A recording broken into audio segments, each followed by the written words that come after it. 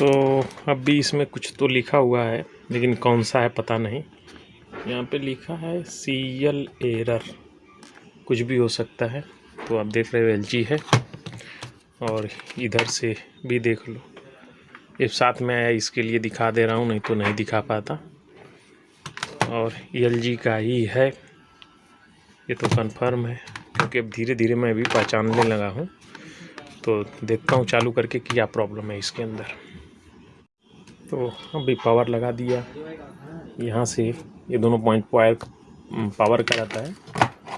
तो अभी चालू करता हूँ, तो सचमुच का CL का आ रहा है और PE भी आ रहा है, तो CL।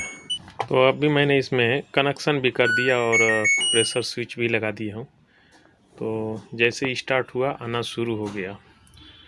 तो सबसे पहले मैं भी बता चुका हूँ कि इसके अंदर बहुत सा ऐसा जो रहता है सेंसर, कोई भी ऑटोमेटिक मशीन होगी, कोई भी A to Z, तो उसके अंदर जितने भी सेंसर लगे रहते हैं तो सबसे पहले उसको सेंस करती है। जैसे अभी आप इसमें देख रहे हैं एक IPM का लगा हुआ है ना, ये वाला, तो इसको भी ये सेंस करेगी। और प्रेशर स्विच प्रेशर सेंसर को भी सेंस करेगी पानी संबंधित। लेकिन सबसे पहले तो इसके अंदर स्टार्ट होते ही प्रोग्राम पहले रन होना चाहिए। लेकिन एक चीज़ बता देता हूँ कि कुछ मशीन जैसे अभी AC लो का एरर आता है IFB में, और किसी भी मशीन में ऐसा हो सकता है। तो जो जैसे ही हम स्टार्ट बटन दबाते हैं और डिस्प्ले में आता है, तो दो चीज़ हो सकता है उसके लिए। एक तो सिस्टम काम किया और वो अपना जो सेंसर होता है, जो पार्ट होता है, वो नहीं पाएगा तो एरर में जाएगा, एक हो गया। दूसरा ये चीज़ होगा कि अगर सिस्टम स्टार्ट होने से पहले, तो इसमें दो चीज़ रहेगा ना, आपको पता है कि कोई भी सिस्टम ये काम करता है। तो यहाँ पे आप देखोगे कि एक ये लगी रहती है, जो मेमोरी बोलते हैं, जिसे EEPROM बोलते हैं यहाँ पे। तो एक मिनट, ये जो लगी है तो EEPROM बोलते हैं। हाँ, यही हो गए। तो EEPROM का काम क्या रहता है? EEPROM का काम यही रहता है कि जो हम प्रोग्राम इसको दिए रहते हैं, तो जैसे हम स्टार्ट करते हैं उसके जो पिन होती है HDI और SDL, तो उससे इसको जो है आदान प्रदान होता है सिग्नल का, फिर ये आगे वर्क करती है। तो इसमें जो है कोई प्रॉब्लम है नहीं। तो इसीलिए मैं बोलता हूँ कि हमारे यहाँ के मैकेनिक हो सकते हैं कि उनकी जानकारी नहीं होगी।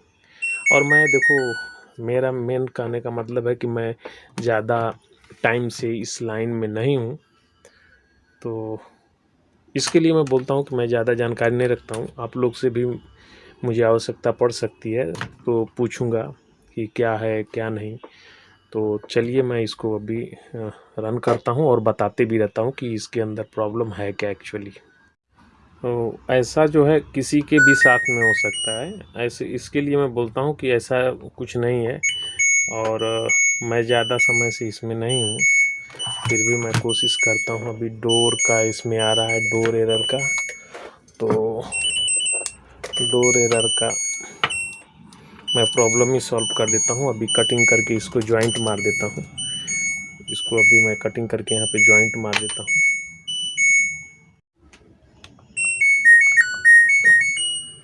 अभी मैं इसका पानी सेलेक्ट कर देता हूँ कम से कम पे,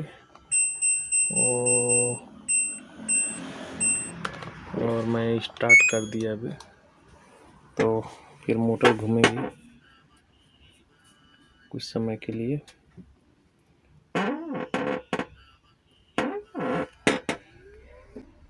घूमी मोटर।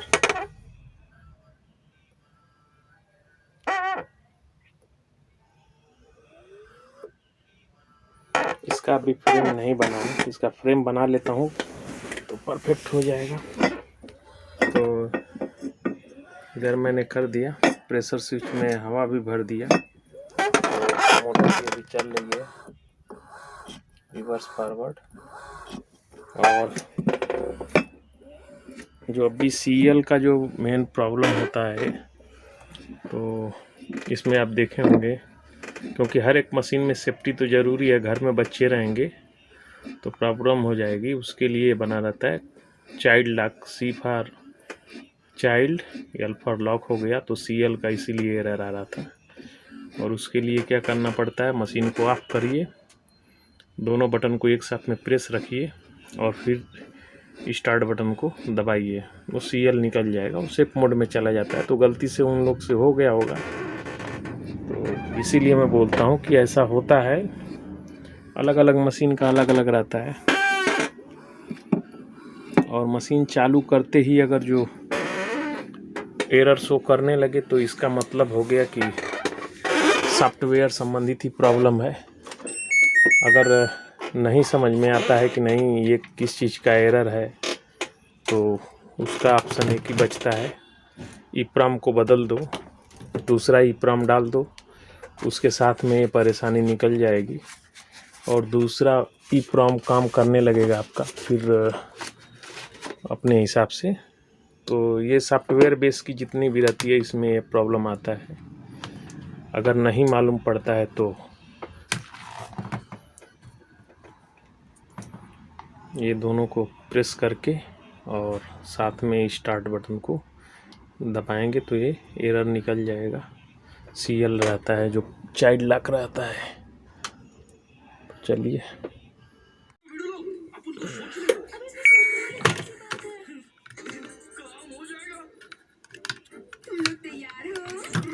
तो IFB का मैंने ऊपर से नहीं खोदा, नीचे साइड से इसको किया।